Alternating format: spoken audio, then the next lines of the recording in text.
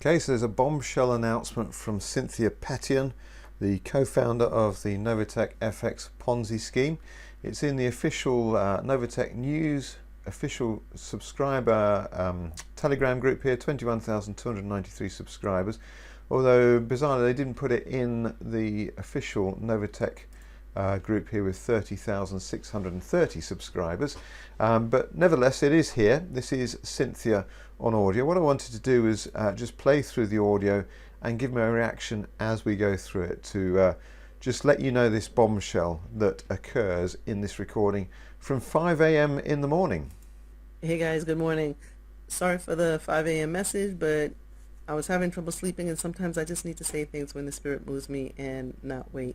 I want to thank you, my leaders, for working with us the last several weeks on finding ways to not only make the business better, but to improve our practices, how we do things, how we communicate, and that is greatly appreciated, just to let you know.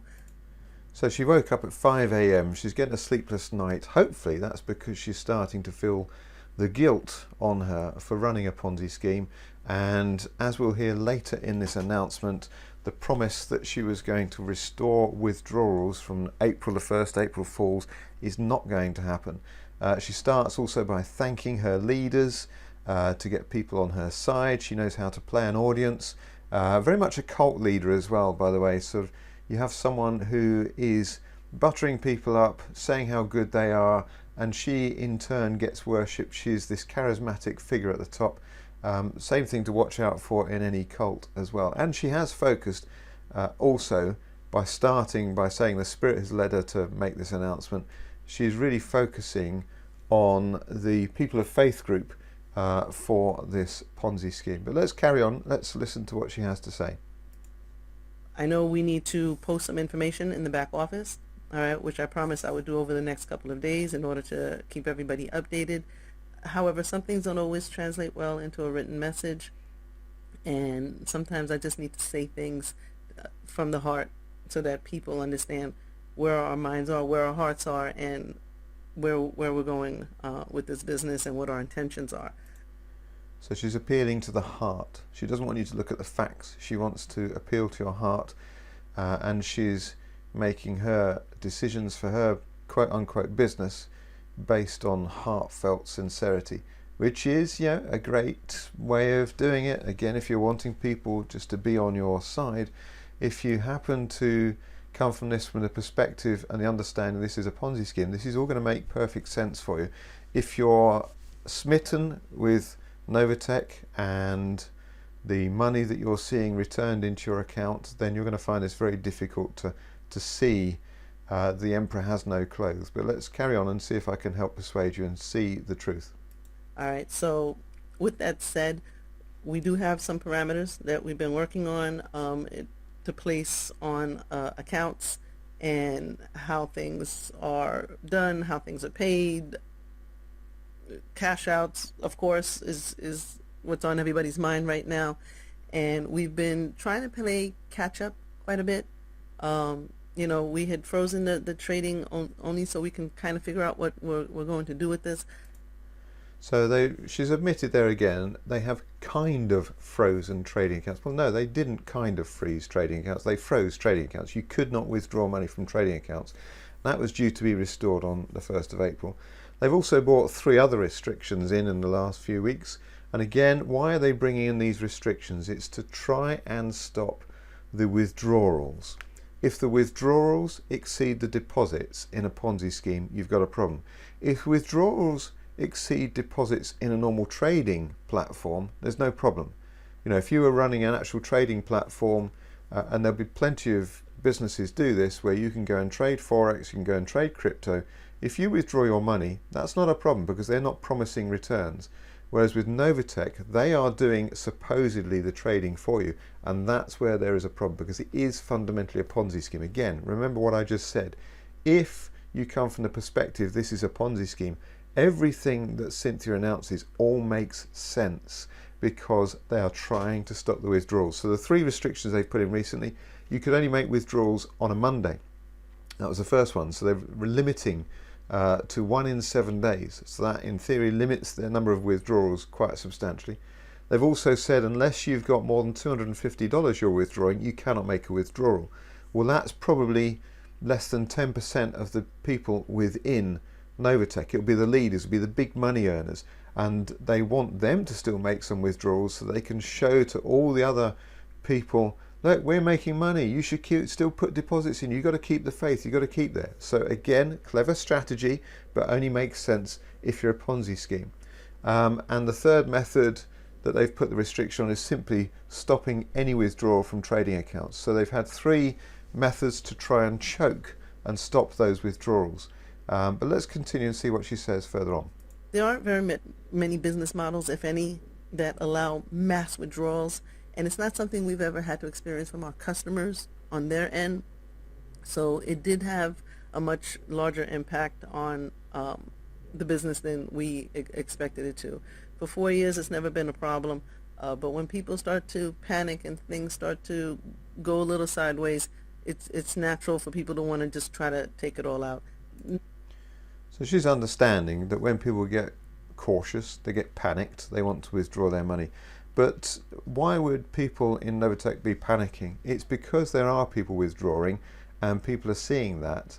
Now again, if Novatech were literally trading, then there wouldn't be a problem. You could withdraw your trading funds and that money would be there in the trading accounts and you could just withdraw it. That wouldn't have any impact on Novatech as a business at all. It might send them back to smaller customer numbers and smaller trading accounts, but it shouldn't have any impact whatsoever. And it really irritates me when she compares herself to say that if there's a run on the bank, Novatech are not a bank. They're not lending money to other people and therefore the money doesn't physically exist in the bank. The money should physically exist within the Novatech trading accounts. That money shouldn't be going anywhere else, being lent out or anything like that. So it shouldn't be a problem whatsoever for people to be able to withdraw their own money from a trading account. No business could survive, any business, whether it's a bank, financial, whatever, under that kind of strain from the users. I hope you understand what I'm trying to say. Yeah, you're trying to make up lies and excuses for pretending that you're equivalent to some other business such as a bank. But again, look at it from the perspective, if it's a Ponzi scheme, this makes perfect sense. They don't want withdrawals. Everything they are doing is restricting withdrawals. Why are they doing that? Because it's a Ponzi scheme. Very pure and simple. So unfortunately, things that went on in the market, things that happened in here, customers' reactions to it ended up making this a much heavier burden. So things that went on the market, but they're trading the markets. They've been a bear market rather for the last 18 months, and it's never been a problem for Novatech. But now they're starting to apportion some blame. They're starting to say, look, it's not our fault. Don't blame us. We're running a Ponzi scheme, but don't blame us that it's going to collapse, because every single Ponzi scheme always collapses. Let's give you some excuses. Let's blame the markets. Let's blame people withdrawing their funds. Let's blame, well, that's basically the only 2 things she's got to blame. But let's carry on with what she's saying. And we've had to experience in the past. So it is not our intention to find more ways to hurt the business or cause it to collapse. It's not our intention to find more ways to hurt the business or cause it to collapse. So again, she's laying some ground here that when this does collapse, she's going to say, but we never intended it to collapse. It wasn't our fault. Don't point the finger at us. Although I know there's some people who would like to see that of us, I don't think that's the majority of the people here. I don't think our customers want to see that happen. I know I certainly do not want to see that happen. Of course she doesn't want to see it happen, because if that happens, it will make it blatantly obvious it's a Ponzi scheme and she'll go to jail.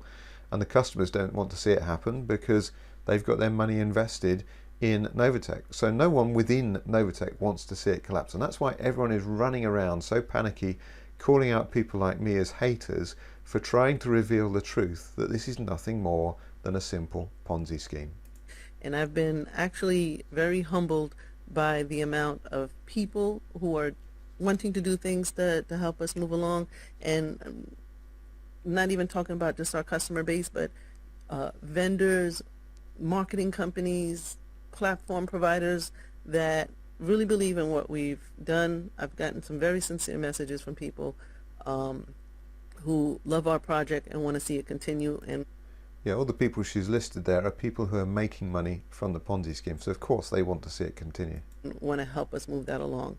So with that said, we're going to be announcing some parameters and changes that we're going to put into place, particularly before or soon after the April 1st deadline we're all waiting on.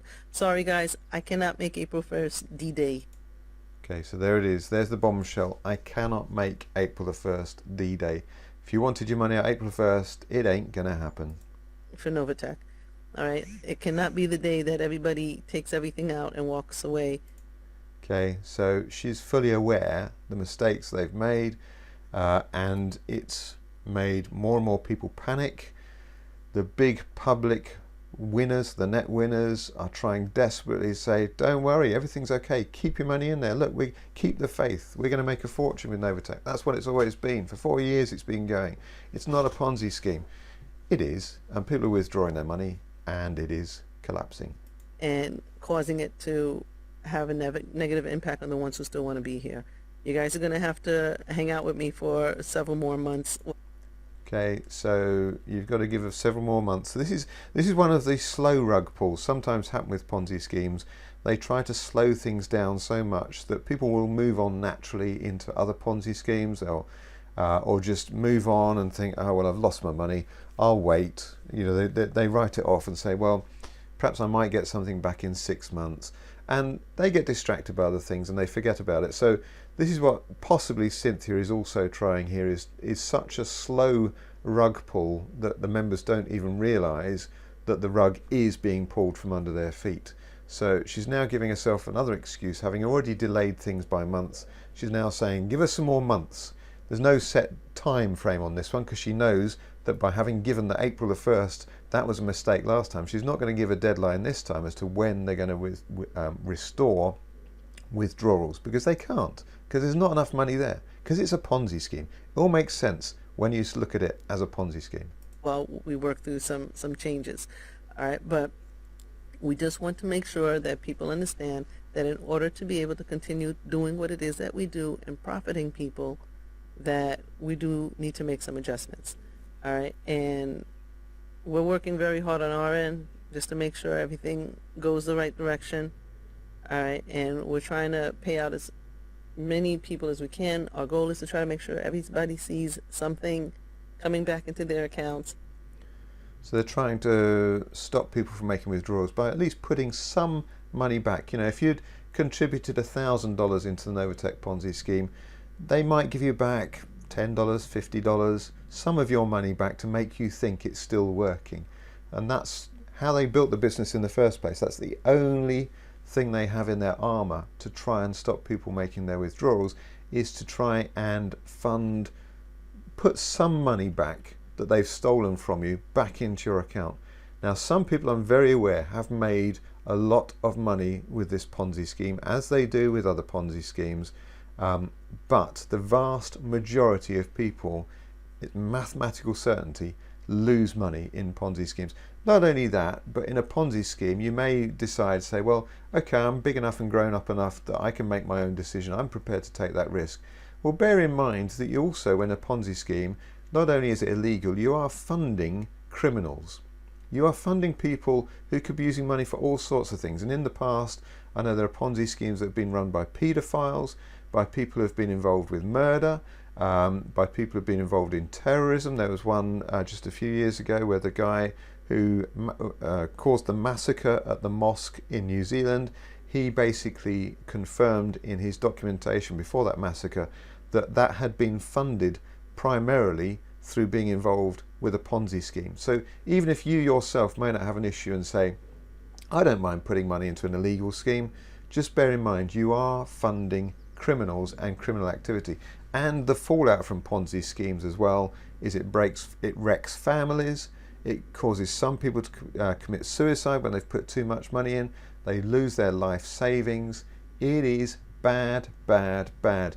And it's obtaining money by fraud and deception and by lies. And if society, we're all just simply lying to each other and defrauding each other, what kind of society is that? We need to stop Ponzi schemes, and one of the best ways to do that is to educate yourself. Spot the warning signs.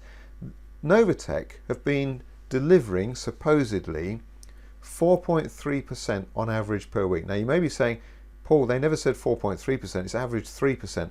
Remember, Novatech only pay out supposedly 70% of their trading profits. So in other words, they are unofficially saying they are making 4.3% per week. You put 4.3% per week in a compound calculator and you start with $1,000, you'll see within a very short time frame you've made more money from one account than there exists on the entire planet. That should be a massive warning sign for you. No one does that. You look at the richest people on the planet at the moment, Warren Buffett, Jeff Bezos, Elon Musk, Bill Gates. They made their money over decades through having verifiable products consumers purchased, or through making investments, in Warren Buffett's case, over many, many decades, investing in real businesses, making real profit, producing real goods and services for people, not in Ponzi schemes. So please avoid them. Let's just finish what Cynthia has to say here. All right, so that we can, again, get the ball rolling and continue to build what we've always intended to build. A pyramid scheme. Which is an outlet for many people to be able to benefit from for many years.